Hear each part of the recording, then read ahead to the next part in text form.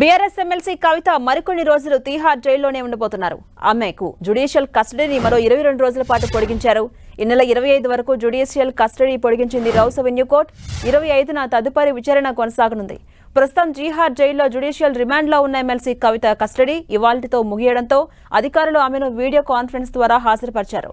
ఢిల్లీ మాజీ ఉప ముఖ్యమంత్రి మనీష్ సిసోడియాను కూడా హాజరుపరిచారు. వీరి జ్యుడిషియల్ కస్టడీని ఈ నెల 25కు పొడిగించింది Rouse Avenue court. BRS MLC Kavitha మరికొన్ని రోజుల పాటు తీహార్ జైల్లోనే ఉండబోతున్నారు. ఆమెకు జ్యుడిషియల్ కస్టడీని మరో 22 రోజుల పాటు పొడిగించింది కోర్టు. ఈ నెల 25 వరకు జ్యుడిషియల్ కస్టడీ పొడిగించింది రౌస్ అవెన్యూ కోర్టు. 25న తదుపరి విచారణ ఉండబోతోంది. ప్రస్తుతం తీహార్ జైల్లోనే జ్యుడిషియల్ రిమాండ్లో ఉన్న ఎమ్మెల్సీ కవిత కస్టడీ ఇవాళ ముగియడంతో అధికారులు ఆమెను వీడియో కాన్ఫరెన్స్ ద్వారా హాజరుపరిచారు. ఢిల్లీ మాజీ ఉప ముఖ్యమంత్రి మనీష్ సిసోడియాను కూడా హాజరుపరిచారు.